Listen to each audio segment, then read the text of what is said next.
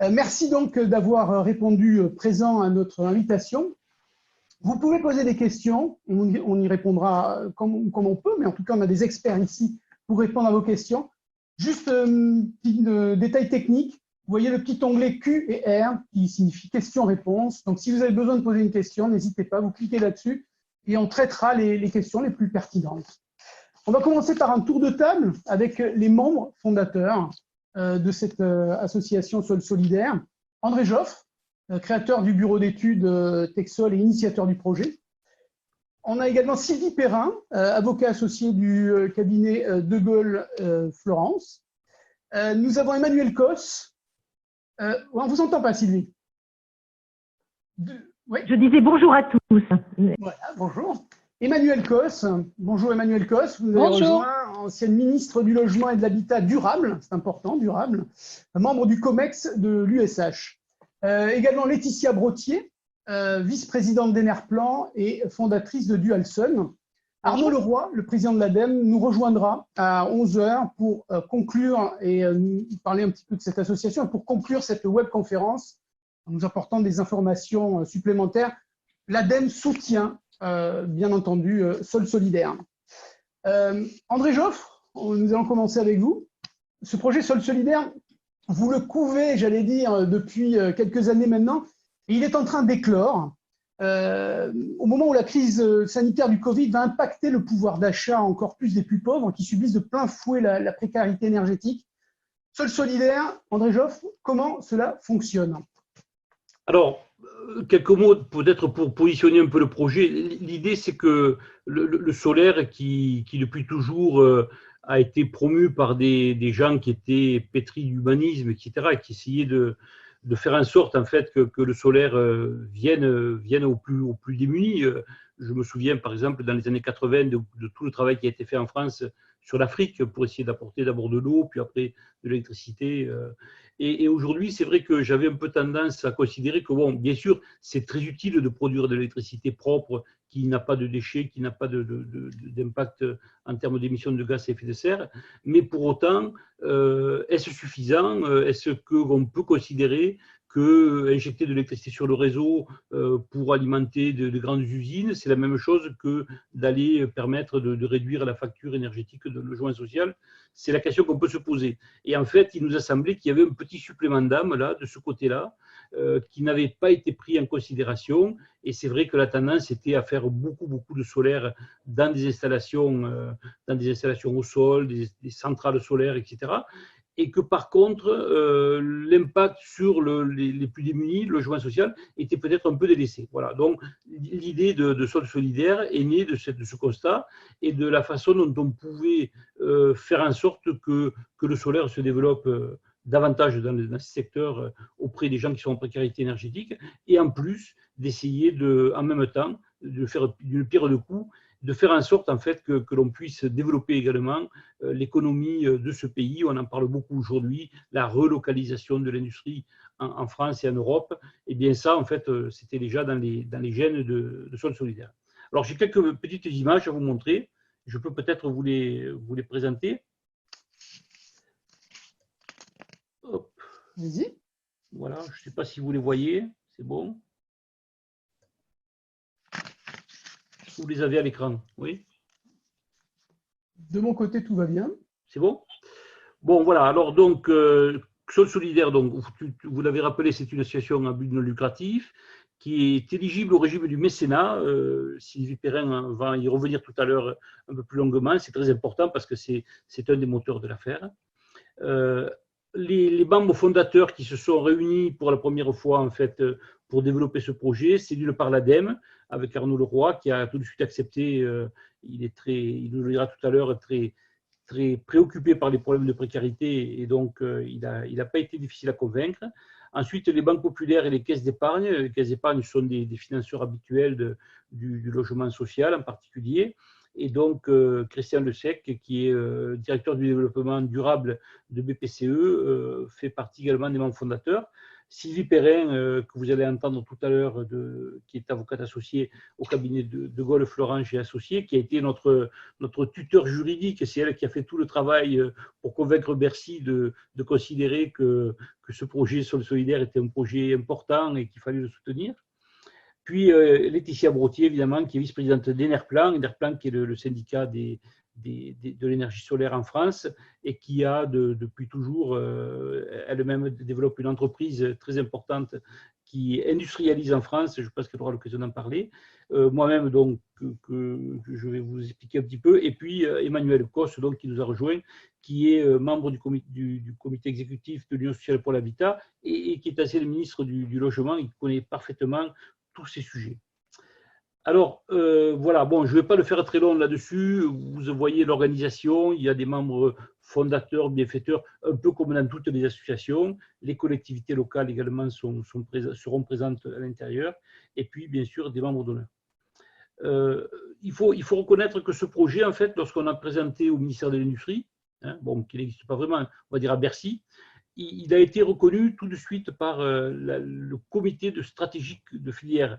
Il y a un comité qui s'appelle Industrie et Nouveaux Services Énergétiques, en fait, et ils ont été très intéressés par le fait qu'on puisse mettre l'accent sur le fait qu'on fasse appel à des industriels européens autant que possible. Voilà. Ça a été important de le démontrer.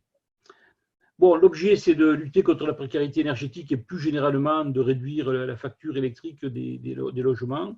Et puis développer l'autoconsommation collective. Vous savez que nous, bon, moi, avec le bureau d'études Texol, on s'y emploie depuis des années. Ce n'est pas facile parce qu'il y a beaucoup d'embûches, mais enfin, on arrive progressivement à faire tomber des barrières et puis à progresser. Et on n'est pas loin aujourd'hui de pouvoir développer de façon générale ce procédé. Bon, en 2 mots, je ne vais pas beaucoup vous parler de technique, mais le principe est le suivant. On a une installation solaire avec des panneaux qui sont, par exemple, sur le toit du bâtiment, une installation collective, et puis on distribue cette électricité dans l'ensemble des logements. C'est ce qu'on appelle l'autoconsommation collective, classique, qui est différente de l'autoconsommation simple, où là, c'est un seul consommateur qui consomme sa propre électricité. Là, nous sommes dans le cas où on a une installation collective qui est partagée, et cette électricité est distribuée dans l'ensemble des logements. Et là, on a développé des concepts assez innovants pour pouvoir justement répartir équitablement cette électricité entre différents logements, alors que certains peuvent être vacants, d'autres peuvent être plus consommateurs que d'autres. Voilà. Donc, il y a tout un travail de répartition de cette énergie qui a été fait avec des moyens extrêmement développés, comme la blockchain, par exemple, qui permettent d'aller très très loin dans l'organisation de cette répartition. Et vous avez une photo là d'un premier projet qui est près d'Albi, qui est une installation, une toute première en fait, qui a été réalisée avec ce principe de répartition. Alors, en France, il n'y a pas beaucoup d'opérations collectives. À fin avril, on en comptait une vingtaine, à peu près 21 exactement. Donc c'est très faible. Ça montre quand même que, contrairement à ce que croyait la Commission de régulation de l'énergie, ça n'avance pas si vite que ça. Et ça veut dire que c'est très compliqué. Parce qu'il y a encore des tas de sujets, notamment sur le TURP, sur la CSPE, etc., qui ne sont pas complètement traités et sur lesquels nous avons des revendications que nous portons auprès des pouvoirs publics. Et puis, il faut effectivement tenir compte du fait que les bailleurs sociaux ont vu leur cadre juridique simplifié récemment, par le fait même qu'un bailleur social peut devenir une personne organisatrice qui va répartir. Et donc, la relation avec les locataires va être simplifiée par cette loi énergie-climat qui a été votée récemment. Alors, le travail finalement sur le solidaire, ça va consister à mobiliser les mécènes. Il faut d'abord trouver de l'argent.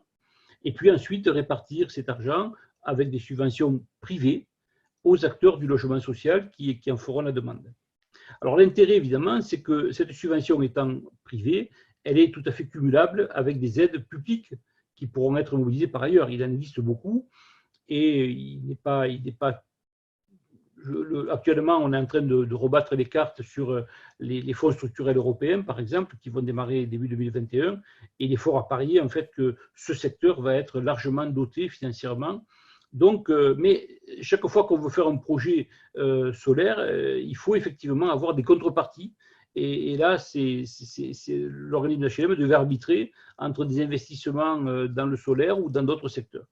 Et donc, on s'est dit, si on apporte une subvention privée, cela va permettre aux maîtres d'ouvrage de pouvoir réaliser plus facilement des projets sans qu'il n'ait finalement d'argent à débourser pour pouvoir les monter. Alors, on va désigner les projets, on va faire un appel à candidature là, qui est lancé aujourd'hui, hein, et donc les projets seront désignés 2 fois par an et on financera avec la récolte que l'on aura assurée auprès des donateurs. Alors, le principe, en fait, il est un peu complexe et on a voulu complexe parce qu'on s'est dit, finalement, produire de l'électricité, c'est une bonne chose, mais encore faut-il que cette électricité, solaire évidemment, puisqu'on l'injecte sur le réseau, bon, bien sûr, elle trouve sa propre économie, il y a des tarifs d'achat, il y a de l'autoconsommation, par exemple, etc. Mais en fait, il y a un supplément d'âme, il y a une chose supplémentaire, le fait que ce soit du solaire, finalement, n'est pas récompensé. Et on s'est dit, on va définir une unité qui va être un sol. Le sol sera délivré dès qu'il y aura 1 MWh d'énergie électrique qui sera injecté sur le réseau ou autoconsommé, dans les 2 cas. Et ce sol, ensuite, on va essayer de le monétiser. C'est-à-dire, il n'a pas de valeur marchande, on peut le vendre ou le racheter, c'est possible, mais il n'a pas de signification physique. C'est simplement le supplément d'âme qu'il trace, qu'il caractérise. Et cela, ensuite, on va le vendre à des entreprises, ou à des particuliers, mais surtout des entreprises, qui, eux, ont besoin de démontrer leur action en matière de RSE. Donc, Sylvie y reviendra tout à l'heure. Et donc, avec l'argent récolté, évidemment, on va pouvoir financer des projets qui eux-mêmes seront générateurs de certificats et ainsi la boucle va s'alimenter d'année en année. Donc, vous voyez, on fait appel à tous ceux qui sont producteurs d'électricité solaire aujourd'hui et qui vont pouvoir nous offrir ces sols. Alors, vous allez me dire, bon, ces sols, ils ne leur coûtent pas grand-chose, donc ils vont le donner. Oui, mais c'est important qu'il y ait une adhésion de l'ensemble de la communauté, de l'écosystème du solaire, depuis les producteurs de centrales solaires en plein champ jusqu'à l'autoconsommateur et évidemment avec les utilisateurs que vont être les locataires des logements sociaux. Pardon. Alors les bénéficiaires, eh bien, ce sont les locataires, j'y viens, ce sont les occupants de différents bâtiments qui sont à côté, à proximité des logements, et puis les communs, les parties communes des bâtiments qui seront également alimentés par ces installations. L'objectif est de faire baisser la facture d'électricité. Ils recevront en gros par an l'équivalent d'un chèque d'énergie supplémentaire, c'est-à-dire en fait, c'est à peu près 200 € en moyenne nationale que nous avons calculé, 200 € qui seront apportés à chaque foyer par an et pendant la durée de vie de l'installation, donc ça fait quand même pas mal de résultats. Alors les mécènes, donc évidemment ça c'est le plus difficile à trouver, hein, ce sont les gens qui ont de l'argent, ce sont des particuliers, etc., mais surtout des entreprises. Alors là on pense qu'il y a des entreprises aujourd'hui qui sont très très motivées, vous voyez ce qui se passe pour les masques, etc., il y a beaucoup d'acteurs qui sont présents dans ce secteur, et ce qu'on a vu par exemple pour la reconstruction de Notre-Dame de Paris, hein, également, où il y a eu beaucoup d'argent mobilisé. Donc, on voit qu'il y a dans ce pays quand même une mobilisation pour des choses qui sont d'intérêt général, quoi, voilà, de façon générale. Et donc, il y a bien sûr les acteurs de l'énergie, qu'on espère être présents à ce tour de table, mais il y a aussi tous les autres secteurs. Tous les autres secteurs, que ce soit des entreprises du luxe, des bâtiments, des travaux publics, etc., qui peuvent venir acheter des sols et donc améliorer par là même leur statut d'entreprise RSE, et en même temps de permettre de financer des projets concrets. Parce que ce qui est important, c'est que chaque entreprise se verra apporter un projet à tel endroit, localisé, dans lequel ils pourront être satisfaits de voir les résultats obtenus par leur investissement. Par exemple, je pose une question, le groupe Casino, dont on sait que le siège est à Saint-Étienne, par exemple, pourrait dire, tiens, j'investis dans le parc social de Saint-Étienne ? Voilà, tout à fait. D'ailleurs, on a déjà des premières approches comme ça, où des maîtres d'ouvrage sociaux nous ont dit, ben nous, effectivement, on a beaucoup de relations localement, et on pourrait donc travailler avec des investissements, avec des investisseurs locaux qui pourraient contribuer, qui ne sont pas des entreprises du CAC 40, qui ne sont pas forcément très connues, mais qui peuvent contribuer parce qu'elles participent à l'écosystème local. Donc voilà, le principe est le suivant. Hein. Alors, en contrepartie, donc, bien sûr, de ce don qu'ils vont faire, on va leur donner des sols. Et ces sols, ça va les distinguer. Bon, ça n'a pas de valeur, une fois de plus, marchande. C'est les biens de Monopoly. Mais ils ont quand même cette signification de dire, moi, je fais quelque chose de concret pour l'énergie solaire en France. Et surtout, je le fais à destination des gens qui en ont le plus besoin, c'est-à-dire des gens qui sont en précarité ou du moins qui sont en difficulté énergétique, qui ont du mal à payer leurs factures. Bon, alors, on a quelques... Attendez, hop, voilà. Ah, j'y arrive pas, voilà, vous voyez bien. Donc, vous voyez un petit peu des ordres de grandeur, hein. Il ne faut pas prendre ça à la lettre, mais c'est pour donner des ordres de grandeur. On considère qu'à peu près, il faut à peu près 1 kilowatt de photovoltaïque, 1 kilowatt crête par logement. Ça correspond à peu près à 1 500 €. Là aussi, il ne faut pas chercher, c'est des ordres de grandeur et je pense que ces prix sont plutôt orientés à la baisse dans les années qui viennent. Donc, pour 30 logements, ça fait 45 000 € à peu près d'investissement. Là-dessus, l'association pourrait apporter 20 000 €, donc ce qui est significatif malgré tout. Et donc, ensuite, bien sûr, on prendrait également les coûts d'exploitation, parce que très souvent, les coûts d'exploitation ne sont pas pris en compte par les bailleurs, enfin, par les financeurs, pardon, qui se limitent en fait, et on le comprend, on sait pourquoi, à la partie investissement. Bon, nous, on a cette liberté de pouvoir financer l'exploitation afin que toutes les économies qui seront générées soient véritablement répercutées aux locataires. Alors, les dons, bien sûr, pourront bénéficier d'un crédit d'impôt aux sociétés. Et là, je laisserai Sylvie en parler, puisque c'est elle qui s'en est occupée avec Bercy, qui a tordu le bras de Bercy. Ça se fait mal malgré tout, mais elle est arrivée à les convaincre dans des temps très très rapides, parce que ça, il faut reconnaître quand même que l'administration a été très réactive à cette demande, et aussi bien le ministre qui très rapidement, publiquement, a dit qu'il soutiendrait le projet, que l'administration, que les services de l'État qui sont allés très très vite pour nous donner cet agrément. Voilà, alors si on récapitule pour une entreprise, par exemple, sur un investissement de 1 500 € par logement, bon, on va considérer que le FEDER ou les fonds structurels de façon générale vont apporter à peu près les 2 tiers. Le mécène va apporter 500 € par logement, mais en fait, sur ces 500 €, il va bénéficier d'un crédit d'impôt de 300 €. Ce qui fait que finalement, le coût net pour le mécène, il est de 200 €. Et avec 200 €, on équipe un logement social.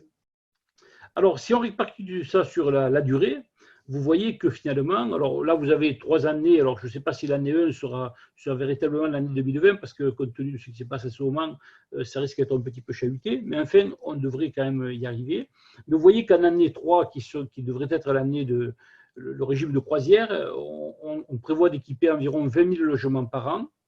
Et surtout, ce que l'on constate, c'est que les économies générées, en fait, sont considérables. Si on les projette sur 20 ans, ça nous fait 80 millions d'euros qui sont rendus, je dirais, aux locataires. C'est considérable par rapport à l'argent qui est investi, l'argent public qui est investi. Donc, c'est un véritable effet de levier très, très intéressant. Et c'est sur cette base-là, d'ailleurs, que les services de l'État ont soutenu le projet, parce qu'ils considèrent que c'est un moyen de mobiliser à la fois de l'argent public et de l'argent privé, et avec, bien entendu, des résultats que vous voyez qui sont assez spectaculaires. Voilà le principe.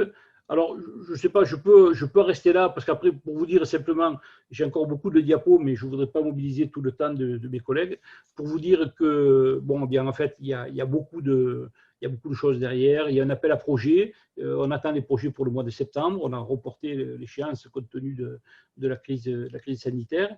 Donc, au mois de septembre, on va avoir les projets qui vont arriver. On va organiser la collecte auprès des donateurs à partir dès qu'on pourra sortir et aller rencontrer des gens. On prendra notre canne et notre chapeau et on ira visiter un petit peu les bailleurs potentiels.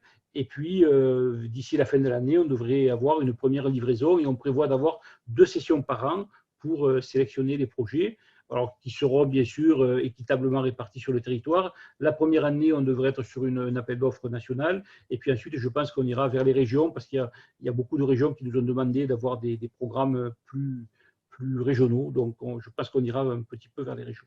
Ça concerne la France métropolitaine, la Corse et l'Outre-mer, évidemment. Il n'y a aucun problème, on peut le faire partout. Et ce qu'on espère aussi, et c'est un peu une revendication qu'on porte depuis quelque temps, on espère quand même qu'on pourrait intégrer un jour des certificats d'économie d'énergie dans ce dispositif, parce qu'il n'y a pas de raison que notamment lorsqu'on travaille pas mal dans les départements d'outre-mer ou en Corse, lorsqu'on a un mix électrique qui est très carboné, et donc il n'y a aucune raison qu'on ne puisse pas bénéficier des certificats, puisque le fait d'utiliser du solaire, ça permet de réduire les émissions de CO2, ce qui n'est pas le cas en métropole, mais c'est le cas outre-mer. Donc on pourrait au moins commencer par l'outre-mer, et puis après on verra. Voilà ce que j'ai à vous dire aujourd'hui. Donc, l'appel à projet, tout ça, il y a un site internet, je vais y aller rapidement pour vous montrer. L'exposé complet vous sera envoyé. Hein. Voilà, vous pouvez aller sur le site internet. Christine Lejoux posait une question justement pour savoir quand s'achevait cet appel à projet. Ce sera donc en septembre, c'est ça? C'est le 29 septembre, je crois. Oui. 29 septembre. Et quand les lauréats seront-ils connus, eux, pour leur part? Alors, on va établir une liste de résultats, de lauréats qui seront classés dans l'ordre qui nous paraît les plus significatifs. Et puis ensuite, on va servir cette liste au fur et à mesure qu'on aura des subventions qui vont arriver de la part des donateurs. Parfait, merci pour votre réponse, André Joffre. On va passer à Sylvie Perrin. On va voir le volet, comme vous l'expliquiez tout à l'heure, André, le volet fiscalité.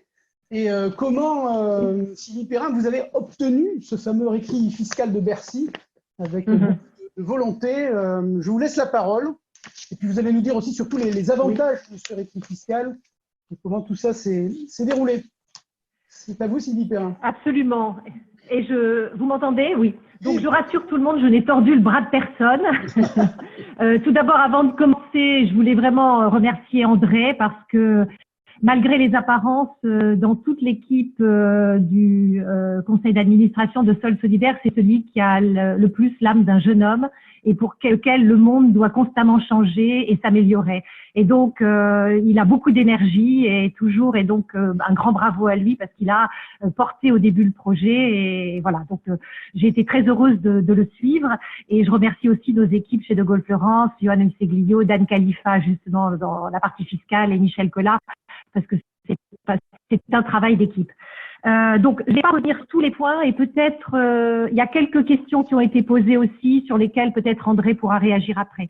Alors, je vais partager l'écran avec vous sur une petite présentation. Voilà. Est-ce que vous la voyez? Absolument. Voilà. Donc, il y a certaines choses sur lesquelles je reviens rapidement. Oups. Voilà. Sur le véhicule, un petit peu plus juridique, en effet, ce qu'on voulait, c'était avoir un véhicule qui puisse à la fois bénéficier de dons de personnes physiques ou morales, mais également anticiper les dotations d'entités publiques. Ce qu'on n'aurait pas pu faire si on avait choisi des fonds de dotation qui auraient eu l'inconvénient de ne pouvoir les recevoir. Donc, on a fait ce choix-là. Et on a fait le choix d'un véhicule comme l'association qui est considéré comme un véhicule ouvert et qui permet en fait de bénéficier de ces dons, de recevoir des contributions dans un cadre philanthropique, mais également ce qu'on voulait, c'était que chacun puisse participer et donc pouvoir accueillir des membres. Ça, c'était une chose importante de faire participer chacun comme il le pouvait. Je pense que c'était d'ailleurs une des questions. Il y aura des grands donateurs, mais il y a des petits donateurs et tous les dons sont bons à prendre pour cette association. Sur les statuts, ça c'était simplement pour vous rappeler plus en détail l'objet de l'association. Concourir à la défense de l'environnement naturel, inciter le recours à l'énergie solaire, lutter contre la précarité, collecter des fonds pour soutenir les actions de l'association et toute opération en lien avec ça, les membres fondateurs. André en a parlé tout à l'heure. Je ne m'attarderai peut-être pas non plus sur le schéma. Un schéma, c'est toujours un visuel, c'est toujours un petit peu mieux, mais ça c'est préparé d'une façon plus juridique, je dirais. Si vous prenez le numéro 1, c'est finalement pour que ce projet puisse se faire, il faudra bien sûr des dons, du mécénat, et on fera appel à des contributeurs privés, mais également à des collectivités territoriales. Ces dons permettront aussi cette valorisation de cette monnaie symbolique. Alors, on l'appelait aussi à l'époque Solix. Désolée, je l'ai gardé comme Solix parce qu'à l'époque, on était le petit village qui résistait. On était en X, mais ça sera Sol ou Solix. Je l'ai laissé sur le schéma. Sol Solidaire, donc l'association reçoit ces fonds. Elle les apportera à des bailleurs sociaux qui pourront faire appel, petit 4, à des développeurs, des producteurs pour installer en toiture ou toutes sortes de projets solaires des installations. Ces projets solaires permettront une autoconsommation forte et l'électricité sera fournie gratuitement aux locataires, celle qui sera issue de cette autoconsommation. Donc ça viendra réduire leur facture globale d'électricité. Ce qui sera demandé au bailleur social en contrepartie, c'est d'apporter le surplus de cette électricité à Sol Solidaire qui pourra ainsi le vendre sur le marché à des agrégateurs, à des fournisseurs pour récupérer des fonds pour poursuivre d'autres projets. Donc voilà le schéma. Ensuite, peut-être, est-ce que je suis ici? Oui. Le régime fiscal, c'est un régime fiscal qui existe en France et qui permet à des personnes morales ou physiques privées de bénéficier de ce système. Pour ça, il faut montrer patte blanche à Bercy et il faut démontrer que l'association ou l'organisme qui est mis en place est bien d'intérêt général. Il faut prouver cet intérêt général. Pour ça, il ne faut pas avoir d'intérêt et d'activité lucrative. Il faut avoir une gestion qui est organisée de façon désintéressée. Il ne faut pas qu'elle intervienne au profit d'un cercle restreint de personnes, ce qui veut dire que cette association a été bâtie autour de ce fondement-là. Elle doit aussi répondre à tous les critères prévus par la loi pour permettre d'émettre ces reçus fiscaux au profit des personnes qui vont consentir des dons.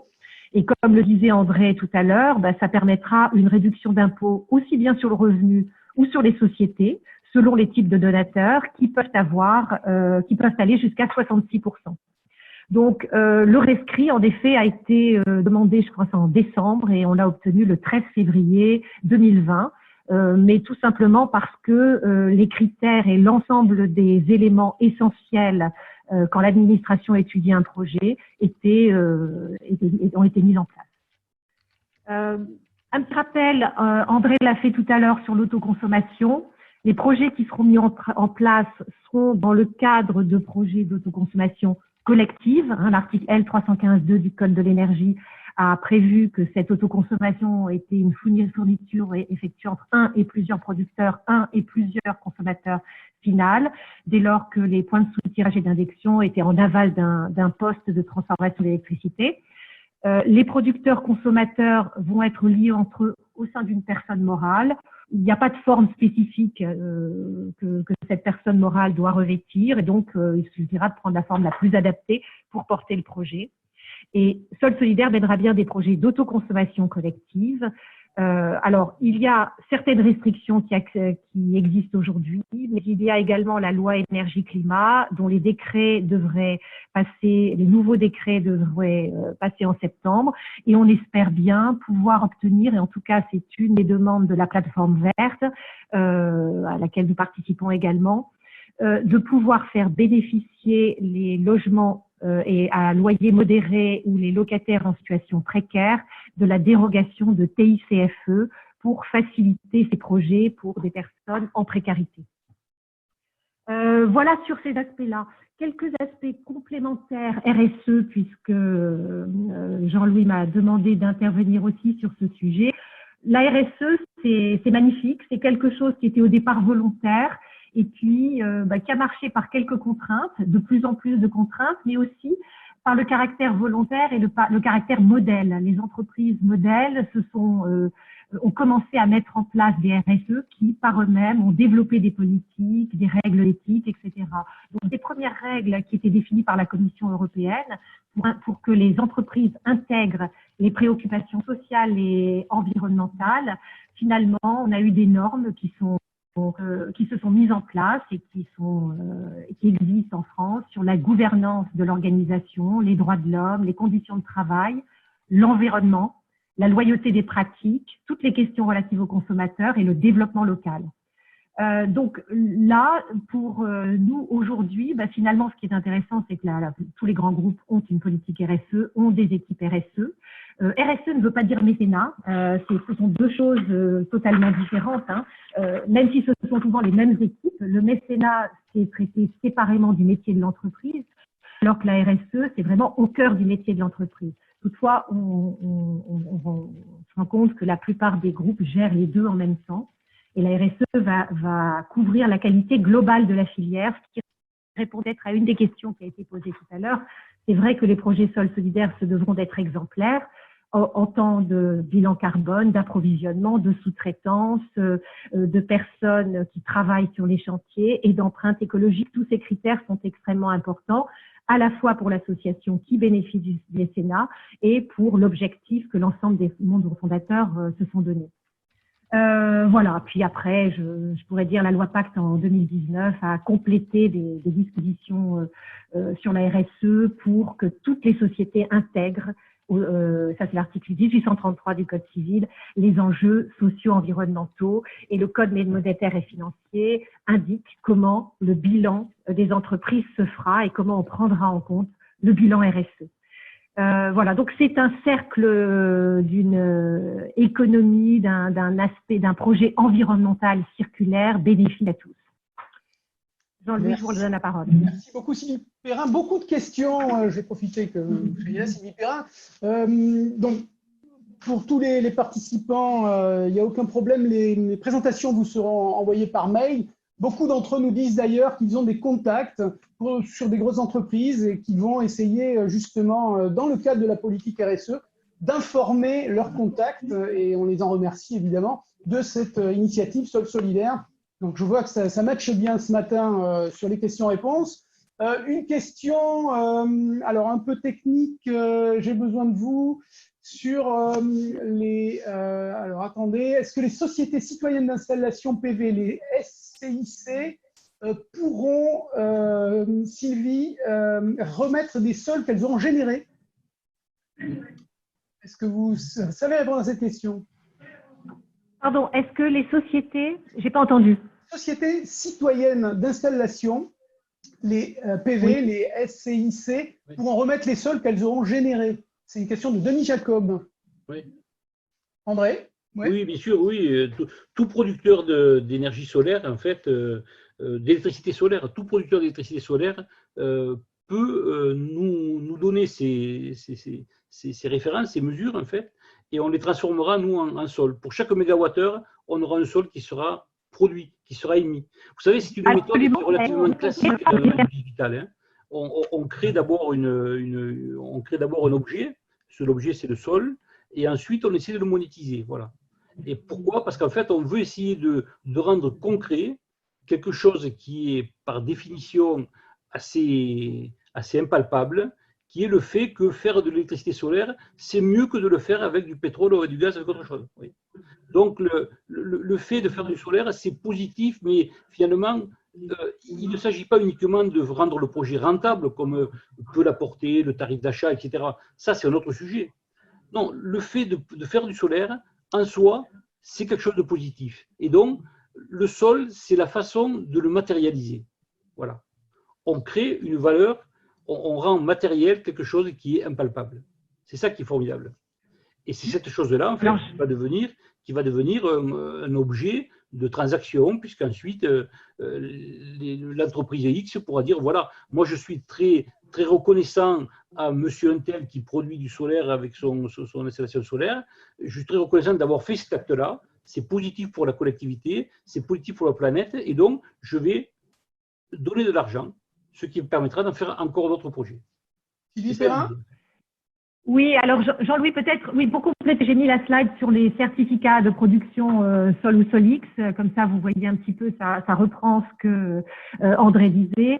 Elles sont, voilà, comment elles vont fonctionner. Peut-être pour répondre à la question qui était posée, toutes les sociétés qui ont la capacité de faire des donations ou dotations pourront participer. Donc, ça dépend de leur statut et de leur capacité à le faire et de leurs autorisations pour le faire. Et à partir du moment où elles pourront le faire, on pourra en échange leur donner un certain nombre de sols en contrepartie. Donc, absolument, Et pour répondre à ces questions, ça sera tout à fait possible. Autre question, qui sera propriétaire des installations? Le maître d'ouvrage. Hein. Maître d'ouvrage. Le maître d'ouvrage, il perçoit des subventions publiques, des subventions privées. C'est lui qui est propriétaire de l'installation. Et de façon plus précise, la PMO, parce que c'est dans les cadres d'une autoconsommation collective, ça sera la PMO, mais en effet gérée par le maître d'ouvrage. Question financière. Avez-vous envisagé de tokeniser le sol pour faciliter son achat, notamment sur les marchés secondaires? Bien non. Nous, on a décidé de ne pas faire justement une place de marché. On ne va pas le tokeniser, mais on va faire de la négo du gré à gré. Voilà. D'accord. C'est une autre façon de faire. Voilà. On aurait pu envisager de tokeniser, mais on a pensé que c'était beaucoup mieux de travailler avec des dispositifs qui sont déjà en place dans notre pays, et notamment le crédit d'impôt, qui est très puissant quand même. Beaucoup nous parlent d'une initiative française et voudraient bien voir cette initiative à vocation européenne, voire mondiale. Bah, écoutez, on va essayer d'abord de la réussir au niveau français, puis on verra. D'accord. Alors c'est intéressant parce que nous avons des commentaires différents. Nous avons des commentaires de certains qui nous disent mais est-ce que ce n'est pas trop ambitieux, 30 millions à 3 ans? Donc non, c'est conservateur parce qu'on démarre petit, on espère bien pouvoir lever quand même 3 millions d'euros cette année, même peut-être plus. Et ensuite, il y a un effet de contamination positive qui fait que de plus en plus de mécènes viendront. Et pourquoi pas ensuite sur le plan international, c'est une bonne idée. En tout cas, on ne souhaite que ça. Parfait, très bien. Merci pour vos questions à tous. On va enchaîner, puis vous répondrez à d'autres questions, j'imagine, un peu plus tard, avec Emmanuel Cos. Bonjour Emmanuel Cos, la précarité énergétique est une vraie préoccupation pour vous aujourd'hui. Arnaud Leroy nous donnera tout à l'heure des chiffres plus précis. Mais de votre côté, comment vous appréhendez cette problématique de la précarité énergétique, Emmanuel Cos? Bonjour à tous. En fait, notre sujet en tant que bailleur social, c'est au-delà de la précarité énergétique, le sujet, c'est la question de la pauvreté. Et ce qu'il faut bien comprendre, c'est que le parc de logement social en France, c'est à peu près 5 millions de logements. Mais il faut comprendre que c'est dans le parc de logement social qu'on a la plus grande partie des personnes qui vivent sous le seuil de pauvreté, si on compare avec la population générale. On a un bon tiers de nos locataires qui vivent sous le seuil de pauvreté. Et à partir de ce moment-là, évidemment, tout ce qui nous permet de faire baisser leurs charges et de garder des loyers abordables, c'est évidemment extrêmement intéressant. Ça, c'est le premier enjeu. Alors après, c'est vrai que le parc HLM n'est pas le parc de logement le plus dégradé en matière de consommation énergétique. Il n'est pas non plus le plus performant, mais on a des données un peu anciennes qui datent de 2018, où on avait 39% du parc qui était dans les classes ABC, 39% dans la classe D, et puis le reste dans les classes EFG. Donc il y a quand même du parc quand même très énergivore, mais on n'est pas non plus dans des catastrophes que l'on voit par exemple dans de l'habitat privé, insalubre, dégradé. Mais la grande différence, c'est que nos locataires, eux, une différence de 10 € sur une facture d'énergie, en fait, elle peut avoir un impact énorme. Et je ne vous cache pas que dans la crise actuelle économique, on a des locataires vraiment qui s'accrochent énormément pour payer leur loyer, qui mettent en place des systèmes de solidarité, mais on voit bien que des enjeux énergétiques sont extrêmement importants. Donc, c'est pour ça, en fait, qu'on est très intéressé par ce projet-là. Puis, il y a un deuxième sujet qui n'est pas que lié à la précarité énergétique, c'est aussi les émissions de gaz à effet de serre. Et là, on est considérablement concerné, puisqu'en fait, il y a quasiment 65% du parc HLM qui est chauffé au gaz. Alors, ça explique qu'on n'a pas non plus les passoires énergétiques les plus folles, parce qu'on a un peu éliminé les immeubles avec du chauffage électrique de très mauvaise qualité. Mais on a donc quand même beaucoup de choses au gaz, et ça va nous poser évidemment des sujets très importants dans les années à venir, à partir du moment où on veut rentrer de plein pied dans la stratégie bas carbone et qu'on veut changer les sources d'énergie. Et le troisième sujet, et je le dis ici en présence d'André Joffre, qui a été vraiment un acteur important pour faire bouger le monde HLM, c'est que les problématiques et la question de l'autoconsommation et de l'autoproduction sont des sujets sur lesquels, depuis plusieurs années, des bailleurs sociaux réfléchissent, parce que beaucoup se demandent qu'apporter de plus à leurs locataires en dehors de simplement les loger, mais aussi est-ce qu'on ne peut pas travailler sur la question de la fourniture d'une énergie qui soit renouvelable, qui soit de meilleur marché, qui soit mieux maîtrisée. Et donc, je ne vous cache pas que ce projet-là, Sol Solidaire, il est très intéressant pour ça, parce que ça peut permettre de mettre une impulsion chez les bailleurs sociaux beaucoup plus forte que si chacun y allait de sa petite opération. Il y a évidemment aujourd'hui sur les 600, 700 organismes de logement social, il y en a plein qui réfléchissent à avoir de la production énergétique différente, à changer leur mode de consommation, à changer les installations. Mais c'est pas notre métier principal. Là, je pense que je parle devant beaucoup de professionnels. Nous, on sait loger les gens, mais on n'est pas des producteurs d'énergie et des organisateurs d'installation. Mais on se pose beaucoup de questions là-dessus et puis on pense que l'autoconsommation, elle est intéressante aussi dans le logement collectif et pas simplement pour le propriétaire individuel qui veut avoir une manière différente d'utiliser et de produire son énergie. Donc c'est pour ça aujourd'hui que c'est évidemment très, très important. Mais c'est vrai aussi, aujourd'hui, comment dire, l'ensemble des programmes de réhabilitation du logement social et tout ce qu'on fait est doté de subventions, de prêts de la Caisse des dépôts, d'aides des collectivités locales. Donc, les bailleurs sociaux ne sont pas démunis ou sans argent pour lancer un certain nombre de choses. Ce n'est pas tout à fait le cas quand vous voulez vous lancer dans un changement total de la fourniture d'énergie et d'installation. Et y compris, on va avoir dans le secteur du logement social des gens très différents. On va avoir des bailleurs avec une capacité à investir, avec des fonds propres, une ingénierie très importante. Et puis, on va avoir des bailleurs qui ont des petits programmes de logement, qui ont un public de locataires extrêmement pauvre. Et je pense notamment à ce type de bailleurs, et je pense que c'est ces projets-là qui sont intéressants. Il faut qu'on aide les bailleurs qui sont les plus en difficulté ou qui ont la moins la capacité à faire, de pouvoir se lancer dans ces installations-là et de produire de l'énergie nouvelle. Certains d'entre vous étaient aux universités d'été d'Enerplan en septembre dernier, où on avait eu l'exemple d'un programme porté par un bailleur qui s'appelle Solia. Typiquement, c'est des programmes très complexes à mettre en œuvre et très coûteux. Et en plus, c'est un investissement au long cours. Donc voilà, c'est pour ça que je pense que c'est assez intéressant si on peut, à travers ce projet-là, avoir une action qui va permettre de cibler des acteurs qui aujourd'hui ont besoin d'un coup de pouce pour se lancer, ont aussi besoin, je pense, de vivre dans la communauté qui présente là aujourd'hui du solaire. Je veux dire par là que voilà, c'est quand même quelque chose de nouveau pour les bailleurs sociaux. C'est pas notre secteur de prédilection. On n'a pas toujours la connaissance en interne.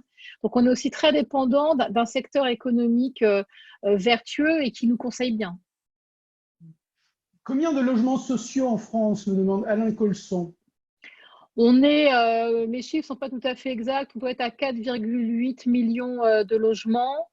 Ça représente, mais je vais lui redire, c'est à peu près un peu plus de 15% des résidences principales en France et c'est 80% de parcs collectifs et donc le reste en pavillonnaire. Résidentiel, d'accord. Une question d'Agnès Serre. Est-ce que le projet Sol Solidaire pourrait intégrer des programmes de type ANRU et donc bénéficier de financement ANRU? Alors, aujourd'hui, on n'en a pas discuté. Ce qui est certain, c'est que dans le cadre de logements réhabilités, dans le cadre des programmes de rénovation urbaine, on pourrait aussi décider qu'à l'occasion de ces programmes-là, on a une réflexion poussée, y compris sur la fourniture la production et la fourniture d'énergie. Donc, pourquoi pas. Après, je ne m'aventurerai pas sur le règlement financier de l'ANRU qui est extrêmement compliqué. Et il faut quand même le dire, les opérations de réhabilitation sont celles qui sont le moins financées aujourd'hui. Mais ça pose évidemment des questions. Et bon, par ailleurs, André a dit quelque chose de très important tout à l'heure sur la question des C2E, mais je pense que c'est un sujet sur lequel il faudra aussi qu'on creuse, évidemment, pour multiplier les sources de financement. Vous avez été aussi ministre de l'Habitat durable, donc j'imagine que ça vous parle, cette initiative. Ça me parle d'autant plus que c'est moi qui ai présenté à l'Assemblée nationale le premier texte sur l'autoconsommation, qui depuis, heureusement, a bien évolué. Mais j'ai aussi vu on n'est pas au bout quand même du carcan, on va dire, législatif et réglementaire pour permettre de libérer ces sujets-là par rapport à d'autres pays européens. Après, la question de l'habitat durable, oui, ça va d'ailleurs au-delà de la question de l'énergie, c'est quelque chose de global. C'est évidemment quel matériau on utilise dans les programmes neufs et dans la réhabilitation, donc les écomatériaux. Est-ce qu'on est capable de faire des logements qui sont sobres en consommation énergétique? Aujourd'hui, on en est capable. Ça a un coût, mais qui, s'il est bien amorti, est plutôt intéressant. La question, c'est voilà, comment ne pas se planter sur les solutions énergétiques que l'on prend. Et puis aussi, et là, je parle devant beaucoup de professionnels, mais il faut aussi qu'on évite de faire des transferts de charges. C'est-à-dire qu'aujourd'hui, il y a des ménages qui ont une énergie qui est malheureusement pas très chère, enfin, malheureusement parce que l'énergie, notamment nucléaire, n'est pas au juste prix, nous ne la payons pas totalement au juste prix, mais en tout cas, on a beaucoup de ménages qui ont une énergie qui n'est pas très chère et il faut qu'on arrive à leur démontrer qu'il est plus vertueux d'un point de vue économique et aussi d'un point de vue d'émissions à gaz à effet de serre d'avoir des énergies propres. Mais ça ne va pas de soi parce que notamment, il y a les enjeux de maintenance, il y a les enjeux d'avoir des systèmes qui fonctionnent bien. Et je le dis aussi ici, on a des enjeux de solidité professionnelle parce que si on plante la fourniture d'énergie à 250 locataires parce que d'un seul coup, ça ne marche plus, et ça nous arrive. Ça nous arrive aujourd'hui avec des sujets aussi très, très différents, mais il faut vraiment qu'on puisse être capable d'apporter un vrai service rendu et qu'on montre que c'est vertueux. Donc, et pourquoi on y tient beaucoup? Parce que nous, on a la chance d'être un mouvement donc, assez important. Je l'ai dit, quasiment 5 millions de logements. Donc, c'est des millions de locataires. C'est-à-dire que ça permet aussi de faire une éducation à ces sujets-là. Et je pense d'emmener un mouvement qui aujourd'hui existe, mais qui n'existe pas beaucoup dans les structures collectives. Et puis, je l'ai vu parce que j'ai vu une question tout à l'heure sur les copropriétés privées. Donc, les bailleurs HLM ne sont pas aujourd'hui, on ne gère pas de copropriété privée. Néanmoins, il nous arrive d'avoir du parc HLM qui est mixé avec de la copropriété privée. Et donc, je pense qu'à cette occasion, on va peut-être être en capacité d'emmener aussi des projets un peu complexes qui vont permettre d'emmener des bailleurs sociaux et des copropriétés privées qui font partie d'une même résidence, d'un même programme immobilier, vers justement ce type d'évolution. Justement, vous parliez d'une pédagogie à faire. Sur ce type de projet-là, aujourd'hui, les gens qui sont vos locataires, comment perçoivent-ils ça? De manière très positive, ils sont un peu anxieux, ils sont un peu… Non, je ne suis pas toujours certaine que ce soit de manière positive parce que, bon, déjà, il y a beaucoup de difficultés quand on amène des programmes de réhabilitation de logements en général, notamment en milieu occupé, parce que c'est jamais simple quand vous expliquez à vos locataires que vous allez réhabiliter alors qu'il est dans son logement, il va avoir la gêne des travaux, il n'est jamais certain que les travaux vont bien se passer, est-ce que vraiment ça va être mieux pour lui? Voilà, parce qu'aujourd'hui, on fait beaucoup de réhabilitation, hein, mais pas assez par rapport aux exigences du gouvernement, mais on en fait quand même à peu près 160 000. On en a seulement, on va dire, 120 ou 130 000 par an qui permettent vraiment de changer de classe énergétique, donc avec des très gros travaux. Mais après, il y a aussi beaucoup d'inquiétudes. Il y a beaucoup de locataires qui vont vous expliquer que les changements de chaudière n'ont rien apporté, que quand on a commencé à utiliser, par exemple, pour l'eau chaude sanitaire, des systèmes d'énergie renouvelable, ça ne fonctionne pas toujours, etc., etc. Donc, il y a beaucoup d'incertitudes. Et puis surtout, la question la plus récurrente, me semble-t-il, c'est que si on améliore les logements, il va y avoir une augmentation de loyer. Qu'en fait, est-ce que les locataires se disent toujours que si c'est mieux pour eux, pourquoi est-ce qu'ils ne paieraient pas plus? Ouais. Donc justement, il faut qu'on leur démontre qu'on a des systèmes de financement et d'investissement, puisque le bailleur, quand il investit là-dedans, il revalorise aussi son patrimoine, qui nous permet de ne pas impacter sur le loyer les locataires. Après, on a quand même de l'expérience aujourd'hui, hein. On a des programmes qui ont été faits de réhabilitation avec des gros accents sur l'efficacité énergétique qui ont été faits dans pas mal d'endroits. Quand au bout de 2 ans, les locataires se rendent compte qu'ils ont économisé parfois la moitié d'une facture d'énergie, ils commencent à se rendre compte de l'intérêt. Après, ça aussi, je ne vous cache pas d'autres enjeux. C'est pour ça que je ne veux jamais tout mettre que sur la question économique. C'est qu'on a aussi vu que quand l'énergie devient moins chère, grâce à une production différente, on en consomme aussi beaucoup plus. Donc, il y a aussi, je pense qu'il faut évidemment dire que c'est bon pour le pouvoir d'achat des ménages, mais il faut aussi qu'on travaille sur comment on maîtrise mieux ses consommations et comment on n'est pas à être dans de la consommation excessive parce que ce n'est plus cher. Je le dis parce qu'aujourd'hui, comme les bailleurs sociaux ont été dans les premiers à sortir des programmes en passif, des programmes à énergie positive. Et donc, quand même, on a aussi vu que parfois, on avait des consommations qui étaient assez étonnantes à partir du moment où, en fait, le prix de l'énergie ne pesait pas dans le poids du revenu mensuel du ménage. D'accord. Donc, beaucoup de pédagogie. Il faut de l'accompagnement, de toute façon. Mais c'est pareil dans le parc privé. Hein. Je pense que si on n'accompagne pas les propriétaires et les locataires sur ce type d'installation et en général sur l'énergie, on n'arrive pas à contrôler les consommations. Après, il faut quand même le dire, André a parlé tout à l'heure du chèque énergie, qui est quand même distribué à beaucoup de ménages. Je pense qu'il faut… le chèque, aujourd'hui, il est intéressant pour sortir des ménages de très grandes difficultés, mais in fine, il faut qu'on les sorte de la précarité énergétique. Donc, il faut qu'on arrive à évidemment trouver des solutions différentes pour leur consommation. Et je ne vous cache pas que là-dessus, on parle aujourd'hui de la fourniture d'énergie, mais peut-être que demain, on pourra aussi parler des équipements. Parce que fournir de l'énergie, c'est une chose, mais si on n'a que des équipements énergie forte, c'est quand même extrêmement problématique. Parfait. Merci beaucoup, Emmanuel Cos. Merci pour rester avec nous. Il y aura certainement quelques questions encore. On enchaîne avec Laetitia Brottier, vice-présidente d'Enerplan, qui soutient également Sol Solidaire.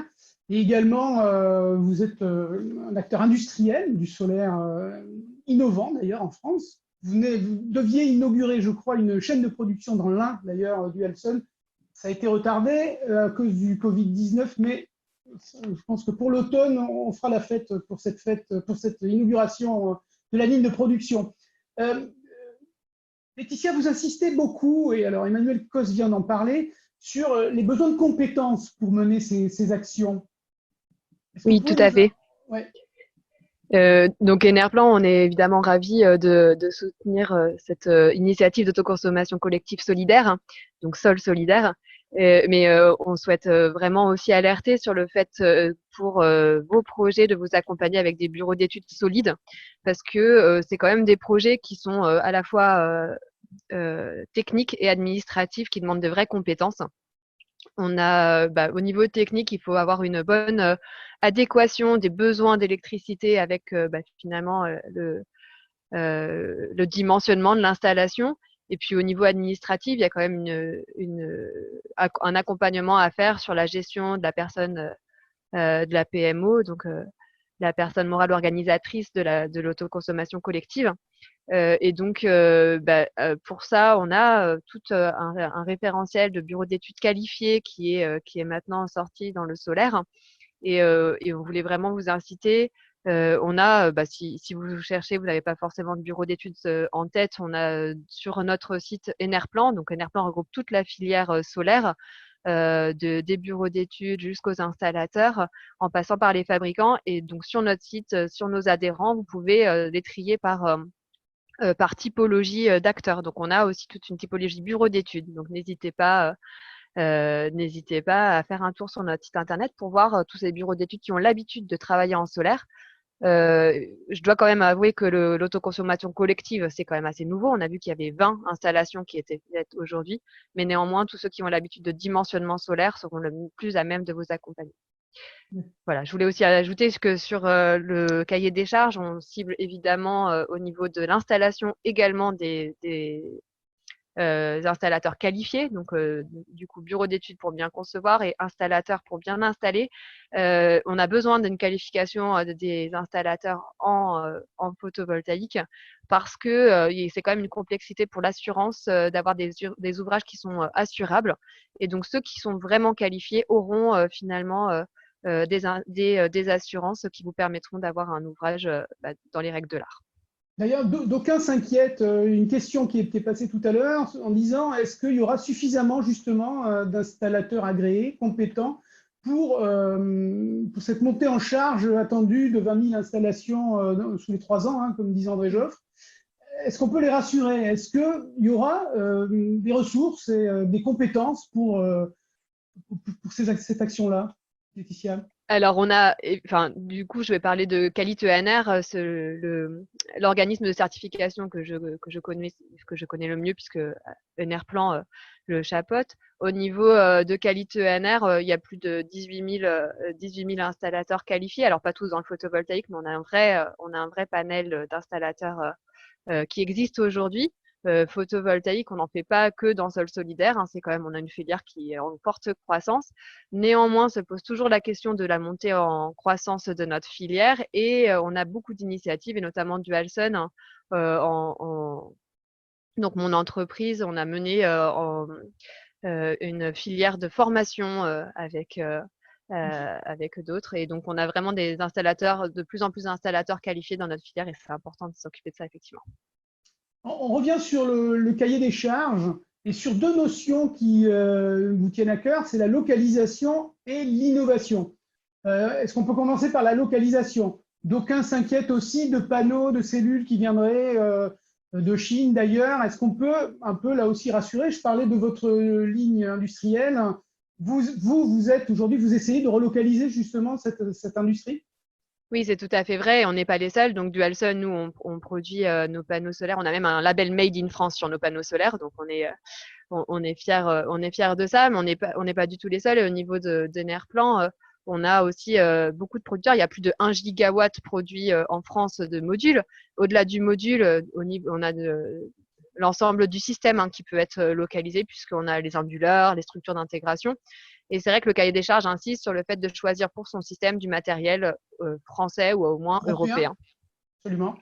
C'est tout à fait d'actualité puisqu'on parle de relocalisation de l'industrie photovoltaïque. Il y a notamment un call to action qui sera diffusé dans 1 heure par une centaine de co-signataires au niveau européen pour inciter à la relocalisation de l'industrie. Qui est co-signé par Enerplan, du Halson, mais aussi l'IPVF, le CEA et beaucoup d'autres acteurs industriels français. Donc on aura de plus en plus de capacités et donc on sera à même de finalement mettre cette montée en charge. On voit de Sol Solidaire qui est prévu dans les 3 ans, on sera à même de l'approvisionner. Et voilà, je pense que c'est important parce que on parle de solidarité et de rechanger l'énergie, mais c'est vrai que c'est tout notre système économique qui est impacté par le solaire. Sur le point de vue de l'innovation, on a un ensemble d'innovations qui est ciblé, que ce soit le module, la gestion optimisée, le pilotage des consommations, le stockage, le monitoring et même le financement participatif et citoyen. Du coup, c'est vrai que le fait d'être pionnier, c'est aussi l'occasion finalement de mettre en place ces innovations. Beaucoup sont françaises pour être au plus proche de finalement système optimisé pour être smart grid, pour être avec le meilleur de ce qui se fait aujourd'hui. On pense que c'est le solaire aujourd'hui, ça doit être préfigurer une société vraiment inclusive et que c'est aussi cette initiative doit être l'occasion pour des personnes qui pourraient être précaires d'être finalement à la pointe. Alors, une question aussi, M. Mandin nous demande si Sol Solidaire pourra financer des projets de production mixte panneaux solaires photovoltaïques avec eau chaude sanitaire. Forcément, là, vous pouvez en parler, Laetitia, du Halson. Le premier cahier des charges, il est vraiment ciblé sur le photovoltaïque, mais évidemment, dans Sol Solidaire, on est ouvert à l'ensemble du solaire, et c'est pour ça qu'Enerplan le soutient. C'est à la fois du solaire thermique et solaire photovoltaïque. On commence par le photovoltaïque, c'est beaucoup plus, on va dire, encadré au niveau de tout ce qui est PMO, de consommation collective solidaire, mais évidemment, on sera beaucoup plus large dans Sol Solidaire. D'accord. Un dernier mot sur le contexte de l'autoconsommation collective aujourd'hui. Est-ce que c'est quelque chose qui vous parle? Évidemment. Alors du coup, Enerplan depuis 2015,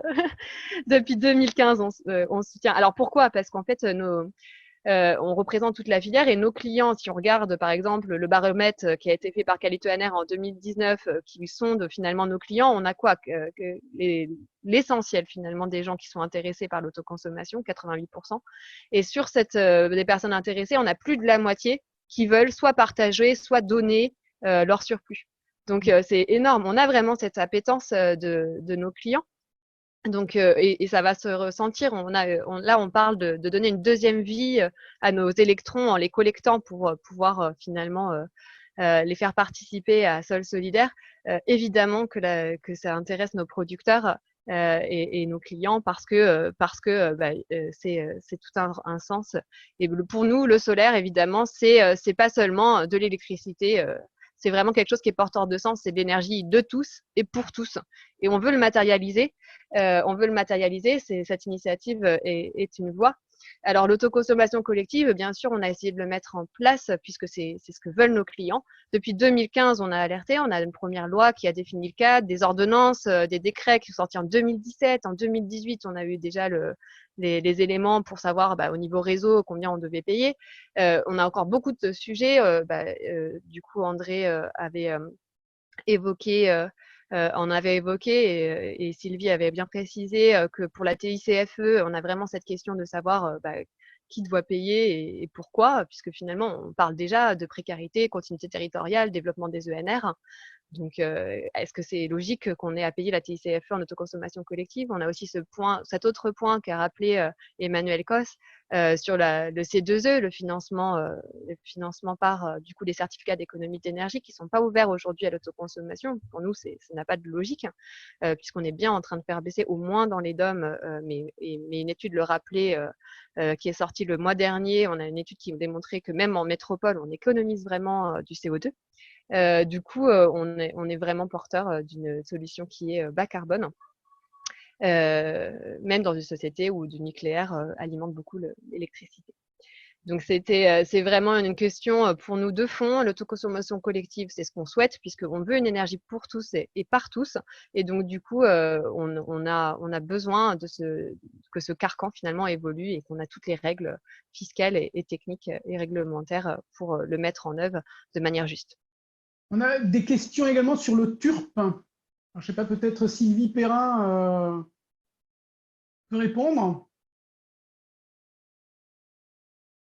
Quelle est la question? Pardon, on a beaucoup de questions en fait, des participants à la conférence sur le TURP aussi.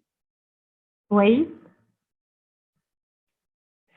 Sur le TURP, je ne pense pas qu'il y aura un régime dérogatoire spécial. En fait, quand on regarde le business plan des projets d'autoconsommation, ce qui fait que les projets d'autoconsommation collective ne décollent pas, c'est principalement la TICFE. C'est ça qui a un impact majeur. Et d'ailleurs, on le voit aussi, c'est pas si simple sur l'autoconsommation individuelle et sur les projets qui en sont exonérés. Ils sont déployés, mais pas au niveau que la DGEC souhaiterait dans le cadre de réponse aux appels d'offres, mais ça se développe davantage. Par contre, un BP dans lequel on a des projets d'autoconsommation assez classiques avec la TICFE, c'est pas tellement rentable. C'est le problème. Donc, il va falloir travailler vraiment sur la rentabilité du projet, éventuellement un mix énergique, avoir les bons participants. Voilà. Donc, ce qui ferait sens dans cette politique d'aide qui existe, c'est de pouvoir bénéficier pour ces projets-là d'une dérogation de la TICFE, puisque justement le but est purement d'alimenter des ménages qui en ont besoin.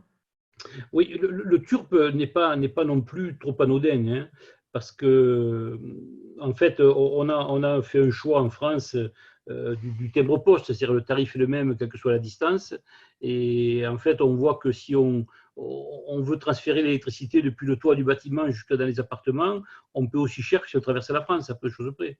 Bon, donc il y a un vrai sujet là à aborder. Je sais bien qu'on est parti sur la péréquation, tout le monde paie le même prix, etc. Mais je pense quand même que ça nuit fortement à tout ce qui est communauté d'énergie renouvelable, etc. Et d'ailleurs, il va falloir, dans ce cadre-là, je pense, que les règles évoluent. Alors, la définition du TURP 6, là, qui est en cours de discussion en ce moment, est certainement le bon moment, la bonne occasion pour pouvoir discuter de ces sujets-là, puisqu'il devrait entrer en fonction normalement, si tout va bien, au mois d'août.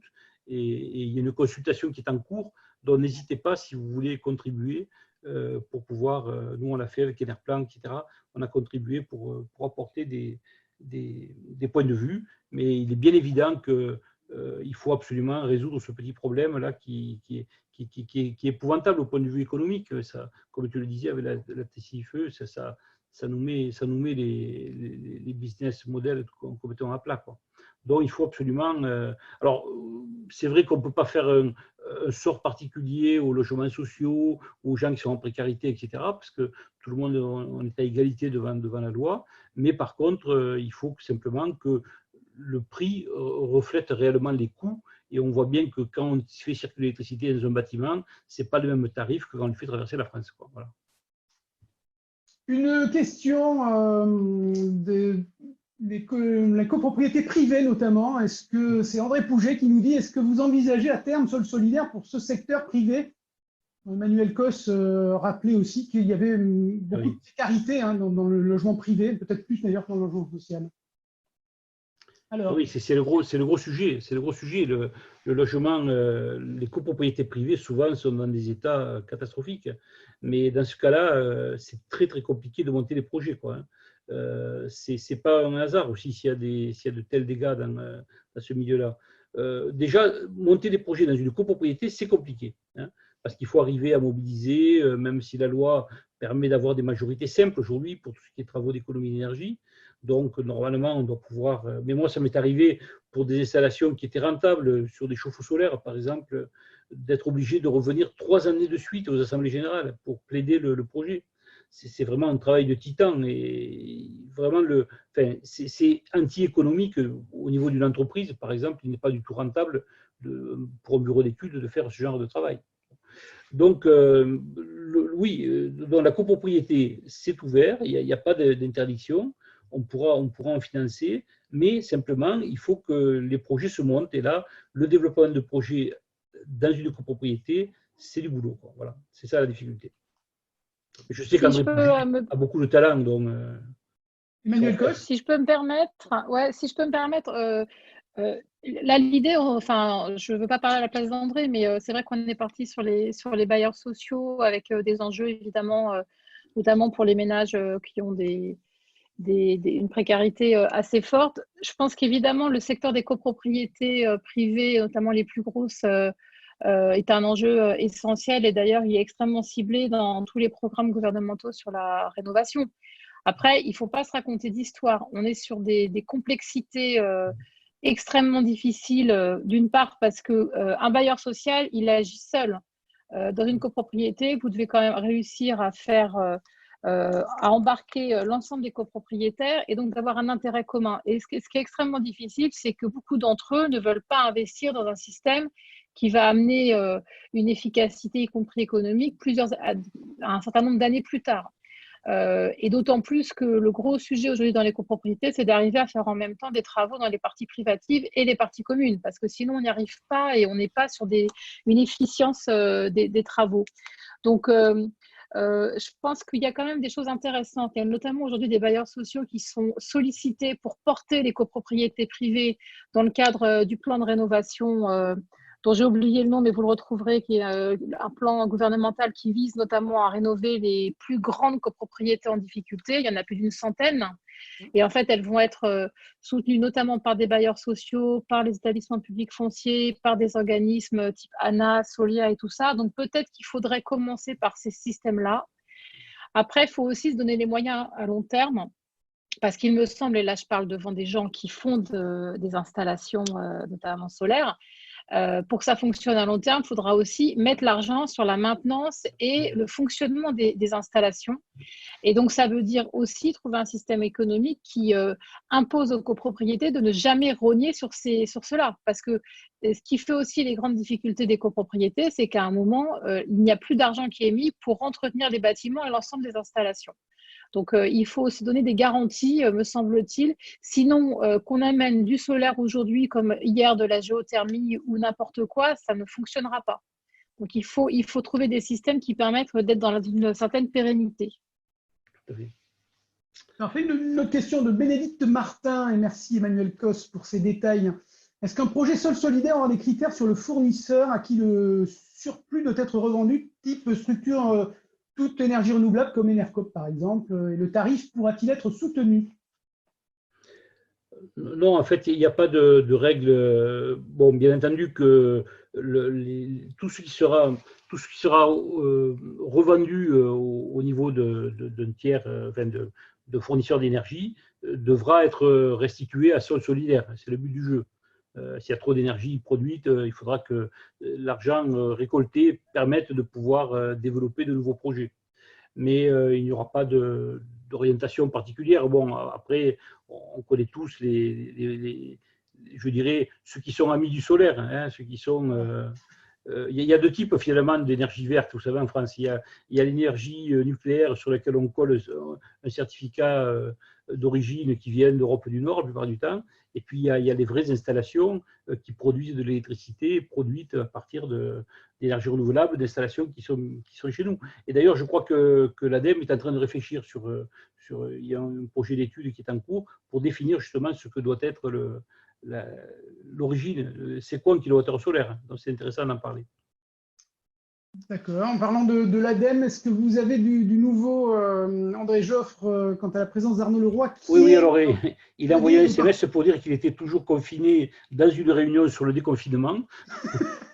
et donc, qui nous rejoignent dès que possible, mais c'est un peu difficile, quoi, je pense. Voilà, bon, on va voir. On espère en tout cas qu'il va être déconfiné de sa réunion sur le déconfinement, lui aussi. J'avais une autre question de Sébastien Dupraz. Intéressante question. Par extension, est-ce que Sol Solitaire aura-t-elle la possibilité de participer au financement de centrales sur des bâtiments appartenant à des associations reconnues d'utilité publique?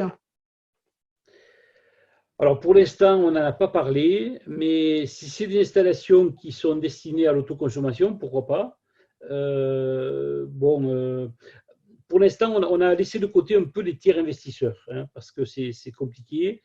C'est possible de faire de l'autoconsommation avec du tiers financeur, mais pour l'instant, on l'a laissé un peu de côté. Mais ça pourrait s'envisager.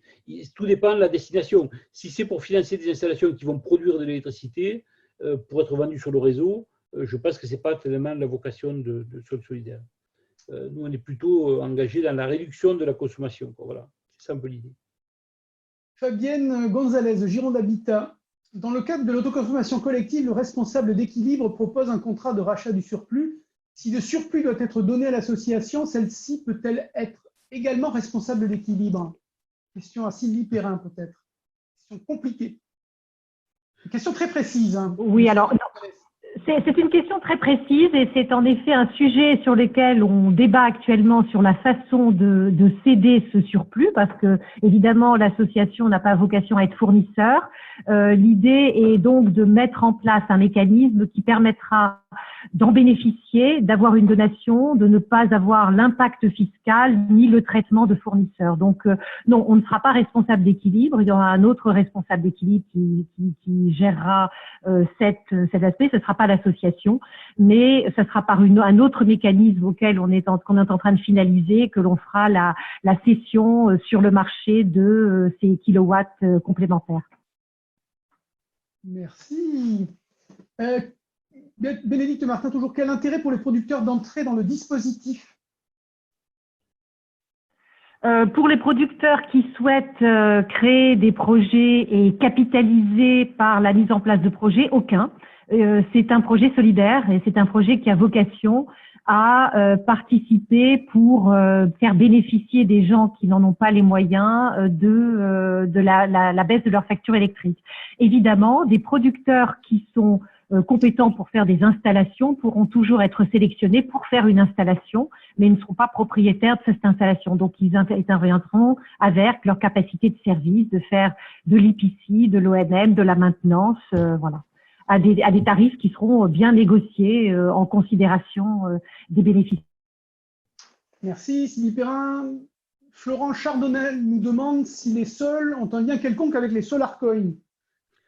Non, c'est tout à fait différent. En fait, justement, le Solar Coin prévoit d'être mis sur une place de marché et faire l'objet d'une cotation, ce qui n'est pas le cas du tout des sols de sol solidaire. Ça n'a rien à voir. Alors, pas mal de questions aussi, on le sait, hein, dans le monde du solaire, il y a aussi des thermiciens qui sont avec nous aujourd'hui. Pourquoi ne pas ouvrir cette formidable initiative au solaire thermique collectif ou au réseau de chaleur? Oui, mais on le fera. Comme disait tout à l'heure Laetitia, le solaire, c'est tout le solaire, ce n'est pas uniquement le solaire photovoltaïque. Bon, c'est vrai qu'il faut commencer par un morceau, donc on commence par le photovoltaïque, mais le solaire thermique est un sujet intéressant. D'autant, comme le disait tout à l'heure Emma, on est aujourd'hui confronté à des prix de l'énergie qui sont bas, qui visiblement risquent d'être bas pendant longtemps. avec des conséquences sur le prix du gaz. Alors ça, c'est très bien parce que le prix du chauffage va être moins douloureux l'hiver prochain. Mais ça reste quand même une période difficile pour les investissements dans ces domaines-là. Et il faut, je crois, avoir une vision de réduction réellement des émissions de gaz à effet de serre plutôt que de chercher une économie à tout prix. Je crois qu'il faut revenir aux fondamentaux. Moi, quand j'ai commencé à travailler il y a une quarantaine d'années, c'était juste après les chocs pétroliers, on ne parlait que de ça, que de l'économie. Et puis quand le prix du pétrole a diminué, qu'il y a eu le contre-choc pétrolier en 86, on s'est retrouvé sans marché. Parce que tout simplement, tous les projets qui étaient basés sur des économies financières et non d'économies d'énergie sont tombés à l'eau. Et donc aujourd'hui, il ne faut pas retomber dans les mêmes travers. Je crois que l'intérêt de faire du solaire thermique est un intérêt de réduire les émissions de gaz à effet de serre, parce que la plupart du temps, dans 50% des cas, et beaucoup plus encore dans le logement social, on chasse effectivement du gaz ou du fioul, même encore un petit peu. Et donc, c'est ça qu'il faut avoir en tête. Il faut viser à réduire les émissions de CO2. Si on commence à parler de rentabilité économique, etc., on n'en sortira jamais. Voilà.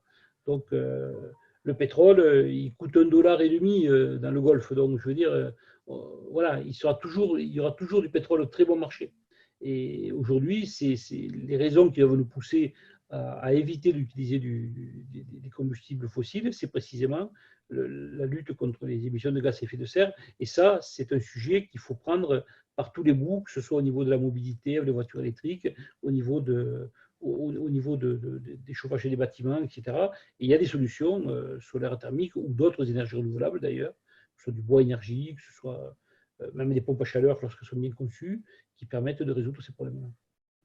C'est une question plus politique à Emmanuel Causse. On parle beaucoup en ce moment de l'économie versus du développement durable.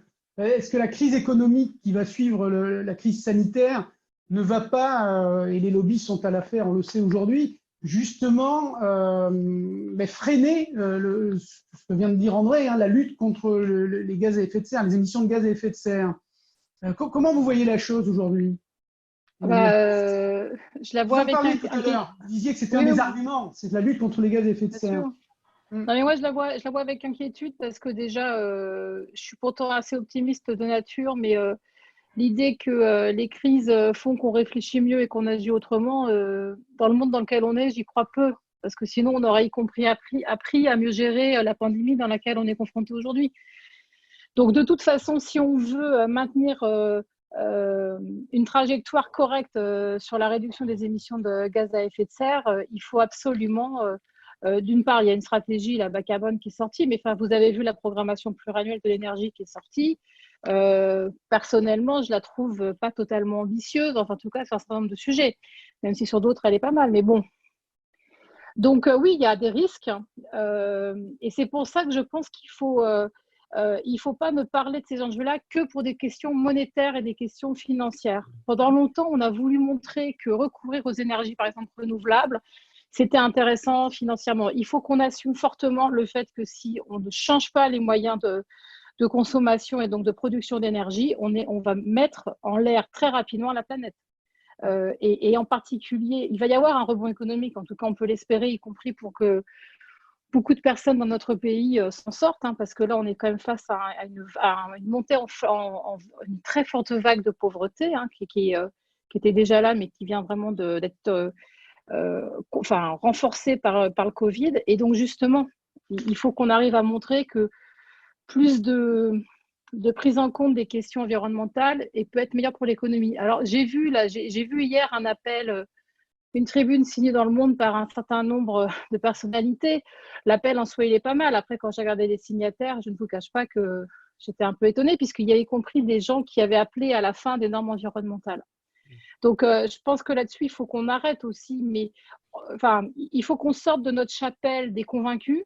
Il faut qu'on aille parler à ceux qui ne sont pas convaincus, qu'avoir des normes environnementales plus importantes, plus draconiennes, c'est ce qui peut nous permettre notamment de renforcer l'économie. Moi, je crois quand même qu'il y a demain une capacité à renforcer une grande partie du système économique grâce à une production qui soit évidemment différente et plus respectueuse. Mais ça veut dire aussi qu'il faut une trajectoire politique très forte. Et je ne vous cache pas que personnellement, mais je m'en veux de parler là, puisque Arnaud Leroy, qui représente l'ADEME, n'est pas présent, mais donc il dirait peut-être des choses autrement, mais je pense qu'on a une trajectoire qui n'est pas toujours assez claire. Aujourd'hui, on a des va-et-vient qui ne sont pas bons. Merci. Voilà. Laetitia Brottier, je vous voyais hocher la tête sur ce que disait Emmanuel Cos. Oui, évidemment, on a besoin d'avoir une trajectoire claire. Nous, je sais qu'au niveau d'Enerplan, on a 36 mesures qu'on a proposées au gouvernement pour un plan de relance post-Covid-19 qui soit compatible avec la transition énergétique. Et du coup, on espère beaucoup effectivement que ce plan de relance sera bien une relance verte. Et c'est tout l'enjeu. On pense que c'est tout à fait compatible avec l'activité économique et ce mouvement de relocalisation nous montre bien que c'est quand même des emplois que l'on pense générer et localement. Donc c'est important. Emmanuel Cos disait que ça génère aussi de l'économie et ça génère de la richesse. On peut relancer par la croissance verte. Oui, tout à fait. Tout à fait, et c'est important de le redire parce que